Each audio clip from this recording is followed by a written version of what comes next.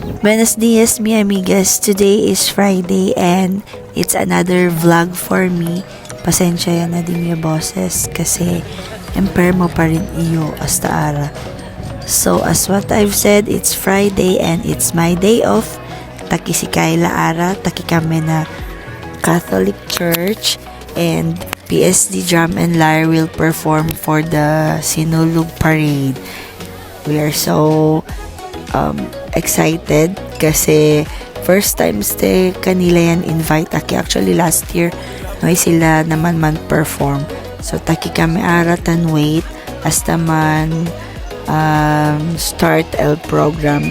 It will be from 8 a.m. until 10 a.m. daw. So tara, let's enjoy watching mga amigas. Actually kere-kere gad yung mira si tan perform yung mga drum and lyre kasi I was once also a drum and lyre, I mean majorette before when I was young, so I feel so proud that my daughter is a member of drum and lyre, but no kere eleman majorette.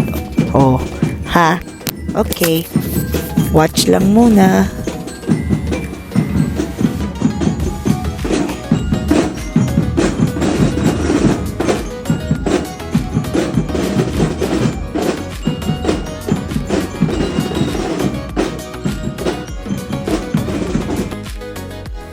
So, as a mother, nasabi lang nyo iyo lang ba na kere-kere yung man document mga kosaganap na school di Kayla na diso yung mga activities as much as possible.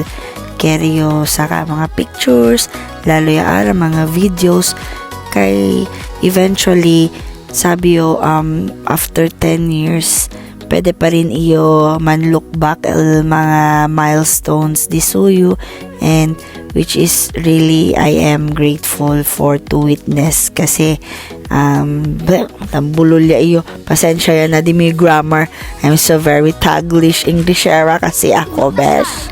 So taki tamira ustedes na manada naman kentan participate, and mostly gayon mga Filipinos taki, and they were invited for this Sinulog Parade. So ayun, mga deboto alina kun Santo Niño, kakarga sila dila mga Santo Niño figurines, and it was very colorful event dol ati-atihan kasi steka naton di ba na Cebu. So ayun, manadaken naka costumes and all, and kanakailan naman yan play lang gad sila from their drum and lyre.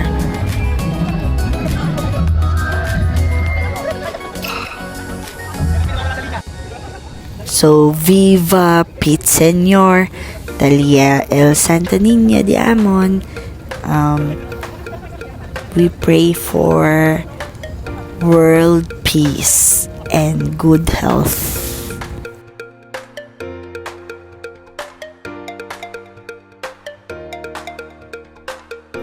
So yan, parade lang sila around the compound basta, or basta kal na alrededor lang del iglesia.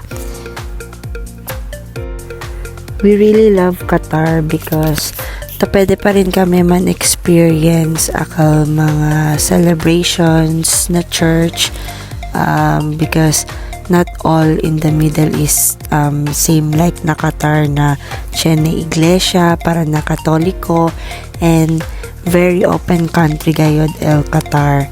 So that's why we love here. Qatar is our second home.